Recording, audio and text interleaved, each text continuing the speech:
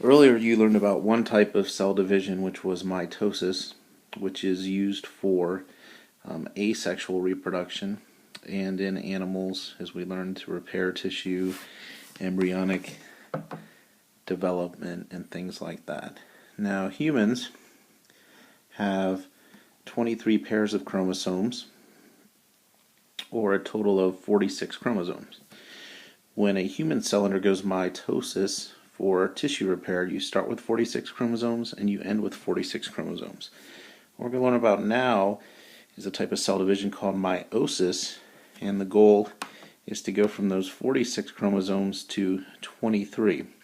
So these are both called diploid numbers of chromosomes.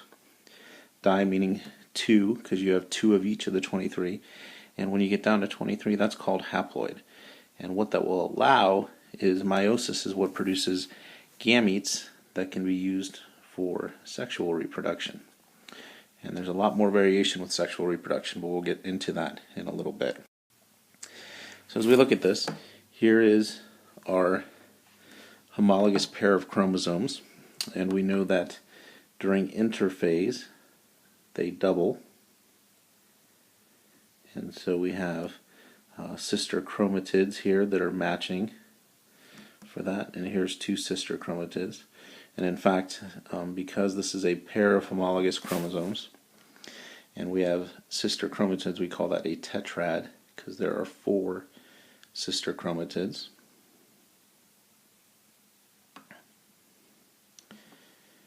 And as mentioned, we have 2 different chromosomes here in a homologous pair. So 2 chromosomes, or another way of putting that is a homologous pair.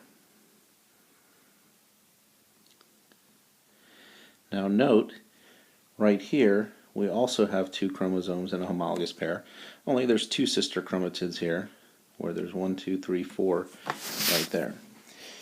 In meiosis, the first thing, we have many of the same phases that you have in mitosis. When they line up in the center, just like in mitosis, that would be called metaphase. And when they line up in the center here, these chromosomes that are homologous pairs hang out together, that tetrad hangs out together, and every once in a while when they cross over, because they're so close, a bit from one chromosome will go to the other, and that's called crossing over. So the first thing that happens, and this is called meiosis 1, is that homologous pairs separate.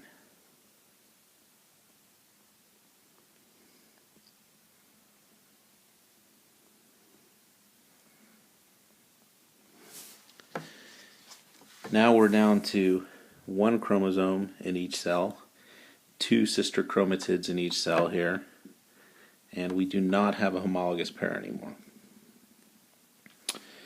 And if you remember, in mitosis, you always have homologous pairs. It's the sister chromatids that separate. Well, in meiosis 2,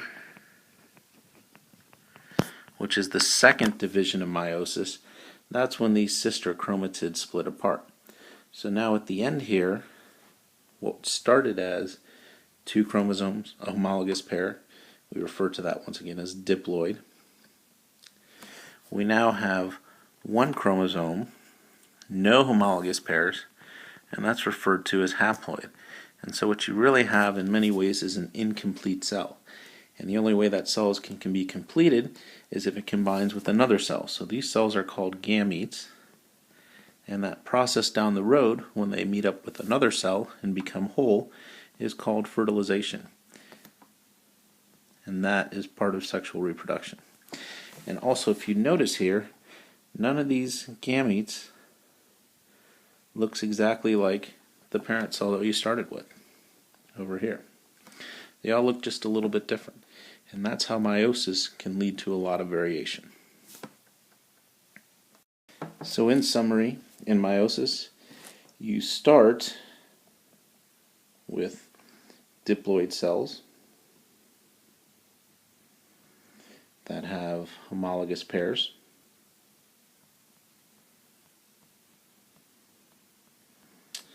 As you go through interphase, that's our G1, and then it's the S phase. We know that when things duplicate, you still have diploid cells.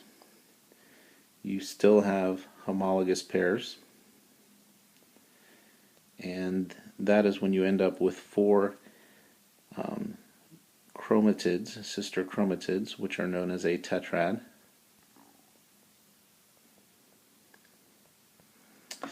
Then we have meiosis 1, where the homologous pairs line up. There's some crossing over that occurs. That's where genetic information can be swapped between sister chromatids. And they split apart. And as they split, you are now haploid.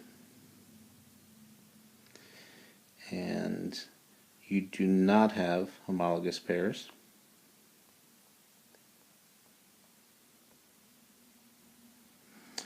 Then in meiosis 2, sister chromatids split.